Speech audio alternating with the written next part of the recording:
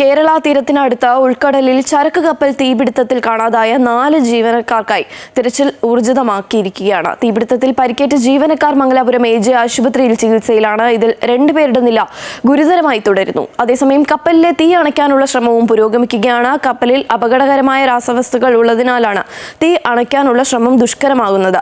കേരള തീരത്ത് ജാഗ്രതാ നിർദ്ദേശവും നൽകിയിട്ടുണ്ട്. വർഷ ഗിരീഷ് ചേരുന്നുണ്ട്. വിശദാംശങ്ങളുമായി വർഷ, ഇനി 4 പേരെയാണ് കണ്ടെത്താനുള്ളത്. ഇവരെ കണ്ടെത്താനുള്ള തെരച്ചിലെല്ലാം തന്നെ ഊർജിതമായി തന്നെ നടക്കുന്നുണ്ട്. ഒപ്പം തന്നെ പരിക്കേറ്റവരെ ആശുപത്രിയിൽ പ്രവേശിപ്പിച്ചു. ഇവരുടെ ആരോഗ്യസ്ഥിതി എങ്ങനെ തുടരുന്നു?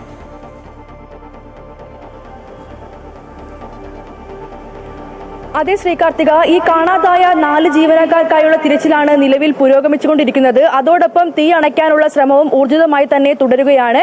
മറ്റൊരു പ്രധാനപ്പെട്ട കാര്യം, ഈ ആശുപത്രിയിൽ ചികിത്സയിലുള്ളവരാണ്. ഇതിൽ 2 പേരുടെ നിലയാണ് ഗുരുതരമായി തുടരുന്നത്. ആകെ 6 പേരാണ് ഇപ്പോൾ ചികിത്സയിലുള്ളത്. ബാക്കി 12 പേരെ ഹോട്ടലിലേക്ക് മാറ്റി എന്നുള്ളതാണ് ലഭിക്കുന്ന വിവരം. ഇവിടെ എടുത്തു പറയേണ്ട ഏറ്റവും പ്രധാനപ്പെട്ട കാര്യം ഈ 4 പേരെ തന്നെയാണ്. ഇവരെ കുറിച്ച് ഇതുവരെ ഒരു വിവരവും ലഭിച്ചിട്ടില്ല എന്നുള്ളതാണ് ഇപ്പോഴും ആശങ്കയായി തന്നെ തുടരുന്നത്. മറ്റൊരു പ്രധാനപ്പെട്ട കാര്യം ഈ തീ അണയ്ക്കുക എന്നുള്ളതാണ്.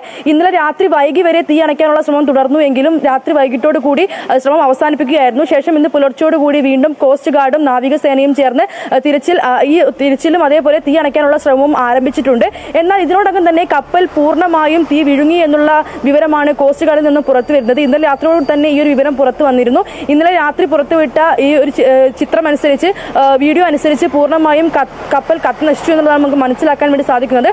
അതോടൊപ്പം എടുത്തു പറയേണ്ട കാര്യം, ഈ കണ്ടെയ്നറുകളിലെ രാസവസ്തുക്കളാണ്. കണ്ടെയ്നറുകളിൽ 157ഓളം കണ്ടെയ്നറുകളിൽ രാസവസ്തുക്കളാണ്. അതായത് തീപിടുത്തം ഉണ്ടാവാൻ, അല്ലെങ്കിൽ ഇവ തമ്മിൽ ഉരച്ച് തന്നെ തീപിടുത്തം ഉണ്ടാകാൻ സാധ്യതയുള്ള വസ്തുക്കളാണ് എന്നുള്ളത് നേരത്തെ തന്നെ വിവരം ലഭിച്ചിരുന്നു.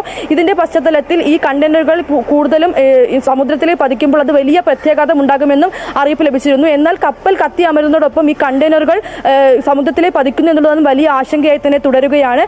അതുകൊണ്ട് ഈ കണ്ടെയ്നറുകളെ കേരള തീരത്ത് എത്തിച്ചേരാൻ സാധ്യതയുണ്ട് എന്നുള്ള കാര്യം കൂടെ പറയുന്നുണ്ട്. കൊച്ചി മുതൽ കോഴിക്കോട് വരെയുള്ള തീരങ്ങളിലാണ് കണ്ടെയ്നറുകൾ എത്താൻ സാധ്യതയുള്ളത്. അതുകൊണ്ട് തന്നെ പ്രത്യേക ജാഗ്രതാ നിർദ്ദേശവും കേരള തീരത്ത് പുറപ്പെടുവിച്ചിട്ടുണ്ട്.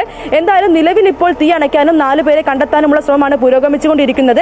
ഈ ഒരു അതിദുഷ്കരമായ ശ്രമമാണ് ഈ തീ അണയ്ക്കുക എന്നുള്ളത്. കാരണം അതിൽ മുമ്പ് പറഞ്ഞ പോലെ അപകടകരമായ രാസവസ്തുക്കളാണ്. അവ കൂടുതൽ ആളിക്കത്താനുള്ള സാധ്യതയാണുള്ളത്. അതുകൊണ്ട് തന്നെയാണ് ഇന്നലെ രാത്രി വൈകിയോട് കൂടി ഈ ഒരു ശ്രമം അവസാനിപ്പിച്ചത്. മറ്റ് കപ്പലുകൾക്കൊന്നും അതിന് സമീപത്തേക്ക് എത്താൻ പോലും കഴിയുന്നില്ല എന്നുള്ളത് ലഭിക്കുന്ന വിവരം. കാരണം അത്ര തീവ്രതയിലാണ് ഈ കപ്പൽ ആളിക്കത്തുന്നത്. അതുകൊണ്ട് തന്നെയായിരുന്നു ഇന്നലെ ആ ശ്രമം ഉപേക്ഷിച്ചത്. എങ്കിലും ദൂരെ നിന്ന് നിരീക്ഷണം ഉണ്ടായിരുന്നു. ശേഷം ഇന്ന് പുലർച്ചയോട് കൂടിയാണ് നേവിയും അതേപോലെ കോസ്റ്റ് ഗാർഡും ചേർന്ന് ഈ ശ്രമം ആരംഭിച്ചത്.